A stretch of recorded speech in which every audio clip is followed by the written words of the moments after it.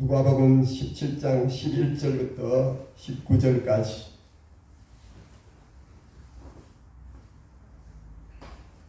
하나님 말씀을 같이 읽겠습니다. 오늘 시작.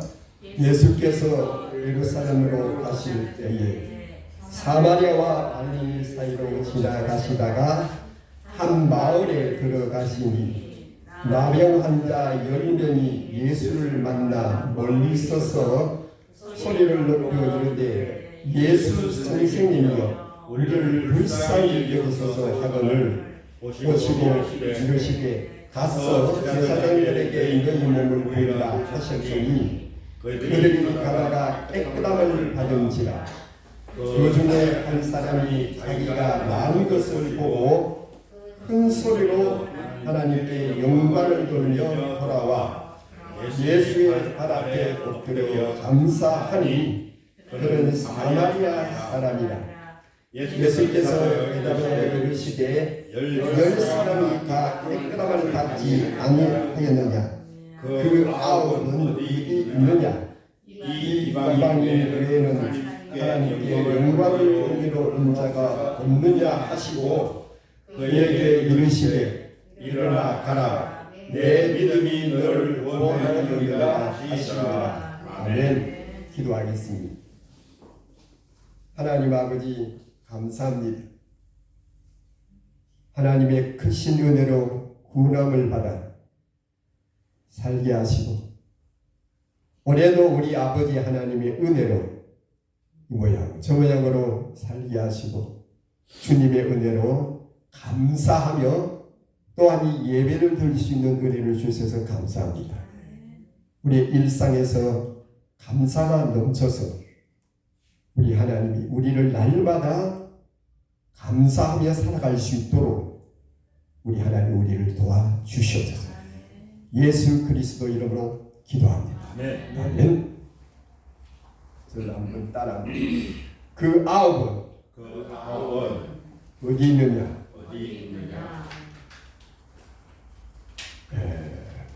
우리 고향에 우리 어릴 적에 생각이 납니다. 4월 5월쯤 되면은 보리가 아주 많이 커서 이제 아직까지는 별 때가 안 됐지만은 무성하게 자랍니다. 꼭 학교 가는 길에 보리밭이 상황에 많이 있습니다. 어른들의 말에 의하면은 보리밭 속에 나병 환자들이 숨어 있다가 특히 어린 아이들이 지나갈 때 잡아서 간을 빼먹는다. 그런 소리를 많이 들었었습니다. 그렇기 때문에 보리밭을 오갈 때는 서로 의지하고 아주 그냥 마음을 졸이면서 다녔던 기억이 생생합니다. 오늘 본문 말씀에 예수께서 예루살렘으로 가실 때에 사마리아와 갈릴리 사이로 갈 때 나병 환자 10명이 예수님을 만나서 멀리서 소리를 칩니다. 우리를 불쌍히 여기소서. 애원을 하는 거죠. 예수님께서 그들을 보시고 말씀하셨습니다. 제사장들에게 너희 몸을 보이라. 제사장이 그 나병의 유무를 결정합니다. 더 나아가서는 나병 환자가 제사장이 볼 때에 없는 것, 그러니까 없다고 할 때 사회 활동을 할 수 있습니다. 그래서 예수님 하신 말씀인데 이렇게 예수님께서 이 나병 환자들에게 제사장들에게 너희 몸을 보이라 한 것은 그들이 믿음이 간절했기 때문입니다. 확신했기 때문입니다.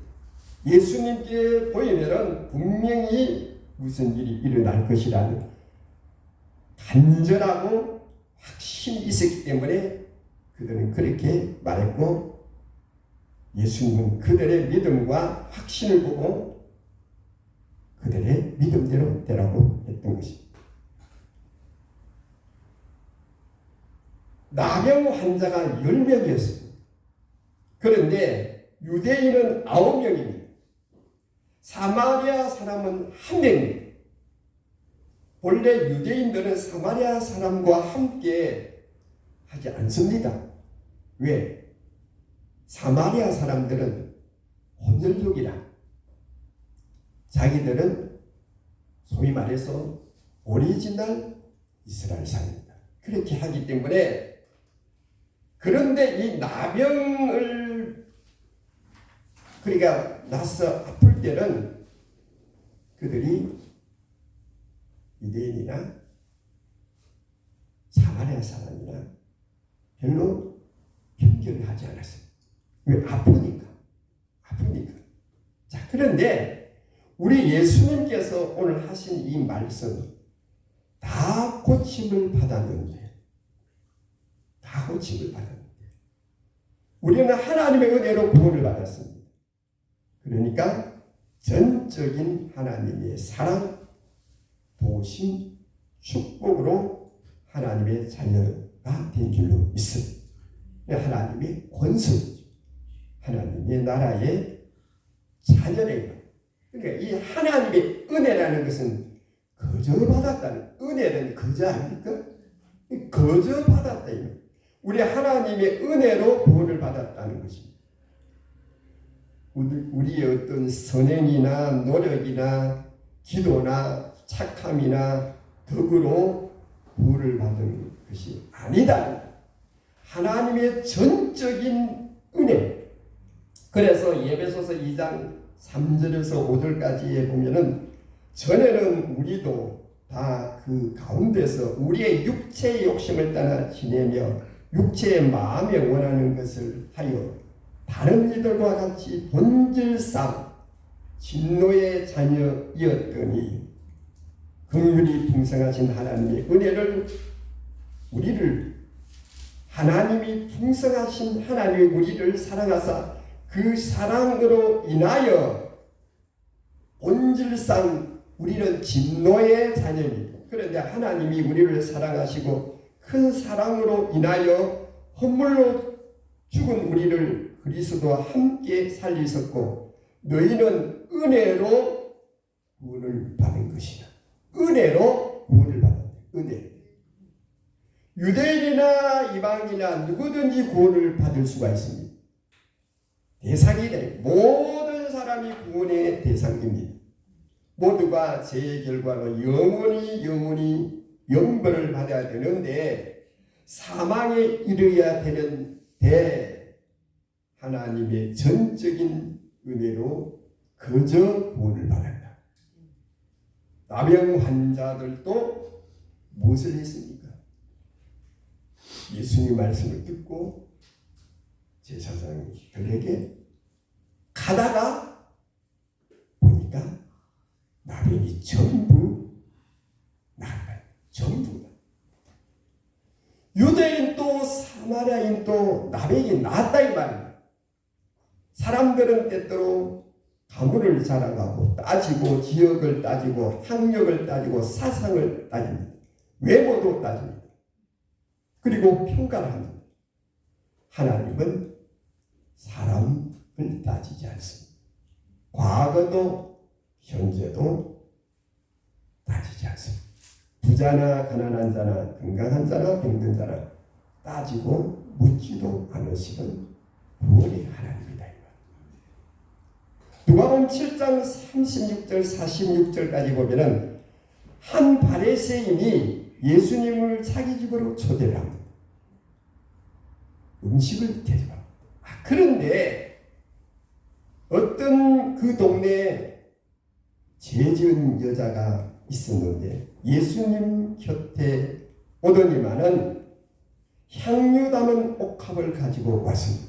그리고 예수님 뒤로 가서 발 곁에 서서 울며 눈물로 그의 발을 적시고 머리털로 예수님 발을 닦습니다. 그리고 입 맞추고 향유를 붓습니다. 자, 이때 바리새인이 이 죄인인 여자가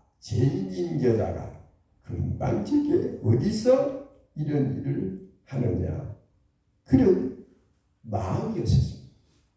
자, 이때 예수님이 바리새인에게 말씀하십니다. 시몬아, 바리새인 이름이 시몬인데, 시몬아, 내가 내게 이런 말이 있다 하시고, 빚을 그러니까 돈을 부어주는 사람이 있는데, 한 사람에게는 500데나리오, 한 사람에게는 50데나리오를 부어줬는데, 그런데 나중에 갚지 못했어요.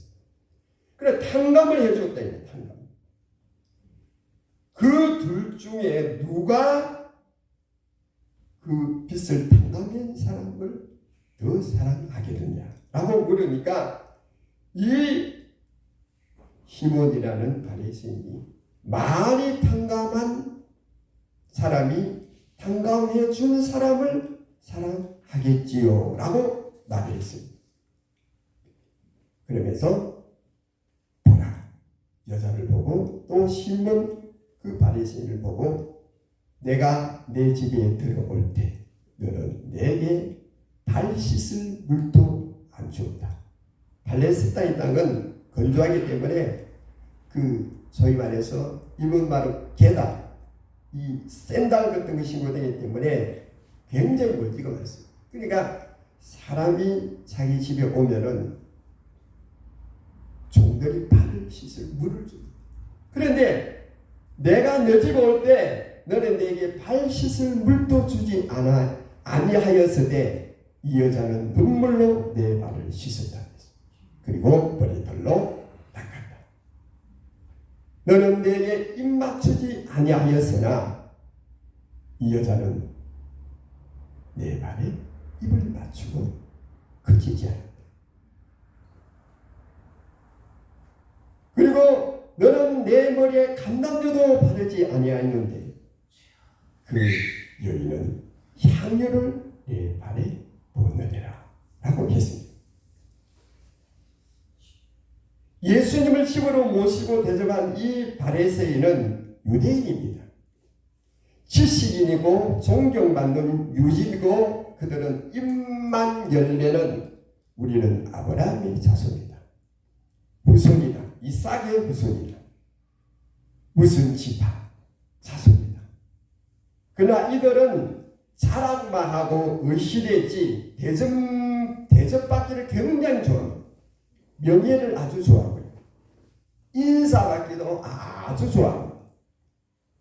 이들은 강자에게 약하고 약자에게는 강한 그런 사람들이었습니다. 예수님을 집에 모시고는 발 씻을 물도 안 줬습니다. 그런데 이 죄진 여자는 눈물로 예수의 발을 씻습니다. 그리고 입을 맞췄습니다. 그리고 가장 아꼈던 향유를 부었다 그랬어요. 그런데 이 바리새인 보십시오. 예수님을 대접을 아주 그냥 하지 않았습니다. 무시했습니다. 인류를 구원하러 오신 구세주 전능하신 하나님을 경멸한 사람이 바로 이 바리새인이었습니다. 그런데 이 동네 여자는 예수님을 만나고 제사함을 받은 이 여인이 너무 감격했다. 감사했다. 유대 처녀들이 가장 귀중한 기중품이란 이 향유입니다. 이 향유를 아낌없이 주님께 부었다. 아낌없이. 그리고 눈물로 감격하고 감사하고, 소위 말해서 이 여인은 헌신에 몸을 드립니다. 모든 것을 드렸습니다. 헌물했대. 가장 귀한 것을 드리고 가장 귀한 마음을 드렸다 그랬습니다. 예수님이 나병으로 낳은 사람이 10명인데 9은 어디 갔느냐? 나병인 옛날에 문둥병이 아닙니까? 그걸 아는 사람은 사회생활 할 수가 없습니다. 언둔 생활해야 돼요. 부모, 자식 누구도 만날 수 없는 죽음보다 무서운 힘인데 나았는데 아합은 누구냐? 유대인입니다. 유대인이 뭐라고요? 우리 조상은 아브라함이야. 우리 후손은 이삭이야. 우리 지파는 누구누구야. 입만 벌리면 그렇게 말하던 자들. 아합은 유대인인데 유대인들은 자칭 자기들은 특별한 사람이라고 노래합니다. 자부심이 대단합니다. 자존감도 대단합니다. 그런데 나병에 걸려서 죽을 몸이 되니까 사마리아 사람하고 상종하지 않았던 사마리아 그 유대인들이 사마리아 사람들과 같이 지냈대요. 여러분, 병들고 지치고 의지할 데 없으면 다지고 다지지 않습니다. 그걸 보잖아요. 그 자기들이 잘 나갈 때는 얼마나 방자하게, 얼마나 자기를 높이고 인사받기 좋아하는 그런 자존심이 대단합니다. 자존감도 대단합니다. 우월감도 대단합니다. 그런데 문둥병의 나병에 들렸으니 모든 것을 포기하고 사마리아 사람들과 같이 공유했다. 그런데 보십시오. 이런 절대절명의 상황에서 예수님의 말씀으로 깨끗하게 고침을 받았는데 이게 뭡니까? 흑암에서 빛을 만나게 합니다. 온돈 생활이었던 사람들이 영광의 삶을 살게 됐습니다. 그런데 보십시오. 그러나 고침을 받고 보니 감사도 없고 감격도 없을 때 이게 웬일입니까? 고침을 받고 나니까 다시 특권 의식, 자랑, 자기 존재감이 나타나고 이런 어떤 열망이 있었어요. 예수님께 올 마음이 없었다 이 말. 이게 아우입니다. 병들었을 때는 사마리아 사람과 같이 상종을 했는데 병이 낫고 보니까 감사도 감격도 없어요. 그러니까 예수님께 사마리아 사람은 와서 감사하고 우리 주님께 무릎을 꿇고 감사했는데 이 보십시오. 병이 걸렸을 때는 사마리아 사람과 같이 상종하다가 병이 나으니까 코빼기다는 거예요. 코빼기다. 여러분, 사람이 철이 들면은 진정한 지혜가 있습니다. 신앙의 깊이가 있는 사람들이 철이 들어요. 철이 든다는 것은 시간을 말하는 거예요. 시간이죠. 사람은 누구든지 젊을 때는 자기가 다 할 수 있다고 생각합니다. 자부하고 지나친 자신감으로 방자하기도 합니다. 저도 그랬어요. 20, 30대, 40대까지만 해도 배력이 없어. 무조건 하는 거예요. 감사가 무디집니다. 여러분, 도끼가 무디지면은 나무꾼이 나무를 하려는데 굉장히 힘이 들어요. 굉장히 힘이 들어요. 감사가 없고 감격이 없는 그런 사람은 나중에 졸부가 돼요. 힘든 일상이 될 수 있다 이 말이에요. 사람들은 제자리한 것에 사는 사람이 많이 있습니다. 뒤도 안 보고 옆으로도 안 보고 오직 자기만을 위해서 살아갑니다. 그러면 감사도 없고 감격도 없고 그러면은 행복도 사실은 없습니다. 오직 자기만을 위하여 자기 밥그릇만 위하여 챙기는 사람은 시야가 자꾸 좁아집니다. 이걸 어린아이라 그러죠. 어린아이의 신앙. 예수를 믿어도 자기만을 위한 예수, 자기만을 위한 기도, 자기만을 위한 헌신, 이것이 어린아이의 신앙이고 이기적인 신앙입니다. 우리는 기도를 많이 합니다. 예배를 많이 드리고 잘 드립니다. 그러나 자기만을 위한 것은 예수님의 방법이야. 자기 교회, 자기 어떤 시야가 좁은 사람은 사실은 하나님의 나라를 볼 수 없는 거예요. 시야가 멀리 보고 높이 보고 깊이 보아야 사람이 삶을 사는 곧 하나님의 형상을 담는 사람이 되는 거죠. 자기만을 위한 것, 자기 자신만을 위한 것, 자기 자신만을 위한 신앙, 기도, 헌신, 봉사는 이건 감사가 없어요. 감격도 없어요. 감사, 감격이 없는 공동체에 우리의 삶, 우리의 공동체는 그건 여러분 힘이 없습니다. 아니 행복이 없습니다. 거기는 여러분 어떤 나아지는 게 없습니다. 그래서 감사의 신앙은 신앙의 꽃이라. 신앙의 극치가 뭐냐? 사실은 감사합니다. 하나님께. 감사 없는 신앙은 죽은 신앙이다. 감사 없는 기도도 상달되지 않습니다. 감사 없는 말과 은행은 하나님께 사람에게도 단절. 이 세상은 하나님의 은혜로 유지되고 경영되고 운영되고 있습니다. 우리들의 일상도 우리들의 개인 모든 일상도 하나님의 섭리로 운영되고 경영되고 유지되는 것이 맞습니다. 그런데도 불구하고 자기 어떤 힘, 자기의 의지, 자기의 어떤 무엇으로 되는 것 착각하고 사는 거예요. 그 사람은 아직까지 철이 안 드는 사람.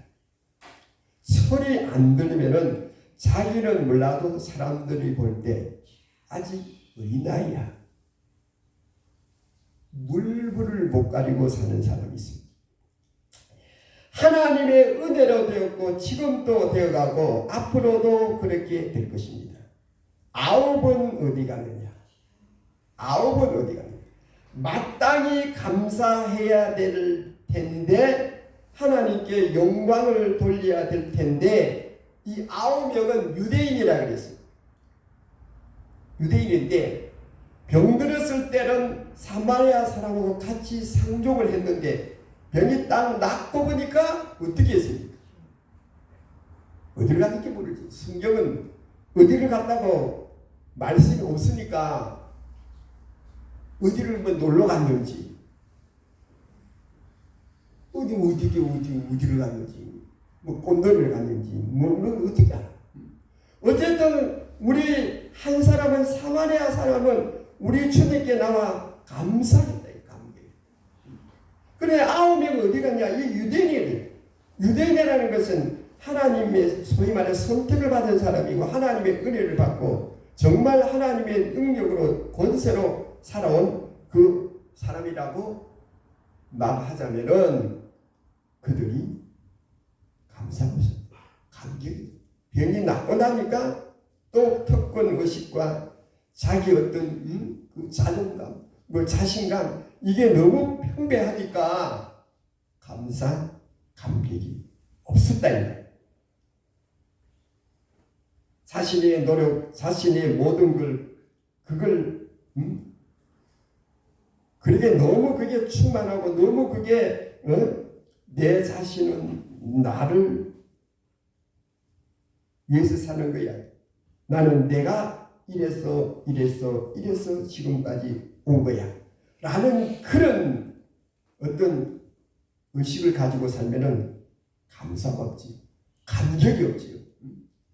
그렇게 살면은 모든 사람이 나중에는 다 하나님도 떠나고 주위의 사람들이 다 떠나는 겁니다. 그건 인지상정입니다. 그럼에도 불구하고 지금도 한난과 역경과 말할 수 없는 괴로움으로 수령과 응대에 있다 할지라도 하나님은 감사하고 감격하고 주님을 향하여 사는 사람. 오늘 이 본문의 말씀같이 주여 우리를 불쌍히 주시옵소서. 이렇게 사는 사람에게 하나님께서 우리를 절대 버리지 않을 줄로 믿습니다. 하나님은 우리를 사랑해서 예수님을 이 땅에 보내셨다 이 말이에요. 나를 사랑해서 예수님을 이 땅에 보내신 그분이 우리 주님 앞에 주님 나를 불쌍히 해주셔서 나를 사랑해 주셔서 그런 삶이 될 때에 우리 주님은 아니 나병을 고친 그분이 왜 우리의 삶을 나병이라는 것은 사실은 이게 생활을 할 수가 없어요. 아니 사람은 사회적 동물인데 사회적 삶을 살 수가 없어요. 이건 죽음보다 무서운 거예요.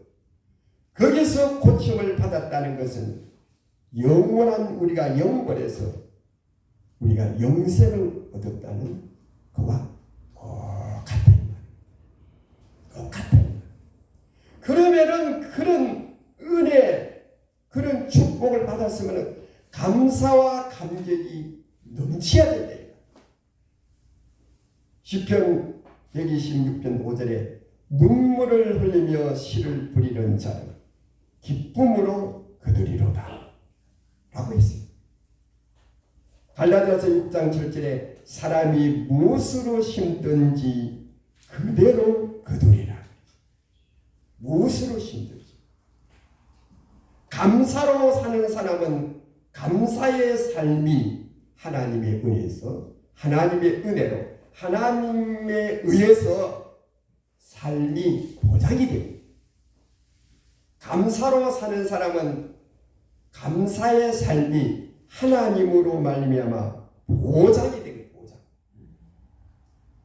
그러나 원망과 불평으로 사는 사람은 원망과 불평이 계속 따라다닌다. 여러분 메아리의 원리를 아십니까? 메아리의 원리는 간단합니다. 감사 노래를 불러보십시오. 저기도 저쪽에서 감사 누구를 이름을 부르면 정확하게 거기도 그 이름을 정확하게 부릅니다. 개똥이를 불렀는데 소똥이라고 절대로 안 합니다. 미안해요. 절대 개똥이라. 그게 바로 뭐냐? 갈라디아서 6장 7절에 사람이 무엇으로 심든지 그대로 거두리라. 하나님께 감사하고 감격하고 헌신하고 봉사하고 내 삶이 그렇게 내 일상이 그렇게 되면은 하나님이 그대로 주신다. 이게 성경 말씀 아닙니까? 그러나 원망과 불평과 시기 질투로 살고 감사가 없는 그런 삶은 그대로 하나님이 주신다. 그리고 우리가 일상생활에 속에서 우리가 일상생활 속에 우리의 삶 속에서도 그게 많이 나타납니다. 그러니 하나님께서 우리를 통해서 얼마나 그런 일을 우리에게 보장을 해 주시겠냐 이 말입니다. 감사하는 사람은 감사의 삶을 하나님이 보장을 해 주신다. 그러나 원망과 불평으로 사는 사람은 원망과 불평이 계속 따라다닌다라는 것이 하나님의 말씀입니다. 오늘 우리는 나병이 나았듯이 우리가 영벌에서 구원을 받은 거예요. 영벌에서 영생을 얻은 우리입니다. 그러니까 여러분, 우리 삶이 힘들고 어려워도 감사 감격하시기 바랍니다. 왜? 우리 영혼이 구원받았다는 이 사실 자체가 엄청난 축복입니다. 엄청난 축복. 이보다 더 큰 축복이 어디 있겠습니까? 왜? 우리의 모든 일생의 행복보다 영생이라는 이 축복은 그것보다 갑절, 아니 수천 억만 배의 갑절보다 더 갑절이니까 영생이라는 거죠. 여기에 감사와 감격이 있어야 다른 문제도 감사와 감격이 있습니다. 구원받은 은혜에 감격과 감사가 없는 신앙자는 일상에서 감사, 감격을 찾지 못합니다. 그렇지 않겠어요? 오늘 여러분들, 우리의 삶 속에 힘들고 어려운 문제들이 항상 있습니다. 없으면 오히려 그것이 안 좋습니다. 이런 일, 저런 일, 이런 일, 저런 일을 통해서 하나님은 감사하는 사람에게 합력해서 로마서 8장 28절 말씀하신 합력해서 아름다운 일을 이루신다. 우리의 삶이 햇빛이 나고 비가 오고 노도 강풍이 불고 이런저런 일이 다 합력해서 나중에 보니까 이런 일 저런 일을 통해서 하나님이 선을 이루시리라. 선을 이루리라. 왜? 하나님이 우리를 사랑해서 예수님을 보내준 거예요. 그렇기 때문에 예수 그리스도로 말미암아 사는 자는 하나님이 로마서 8장 17절에 우리는 하나님과 아니 예수 그리스도와 함께 상속을 받았다. 하나님의 나라를 상속받았다는 거예요. 하나님 자체가 우리의 상속이에요. 우리의 상속. 하나님이 상속자의 상속. 아니 하나님이 우리의 상속입니다. 이것보다 더 위대하고 크신 은혜 축복이 있습니까? 여기에 감사 감격할 때 다른 일상은 모두가 감사로 채워지는 것입니다. 그러면은 하나님께서 반드시 보장합니다.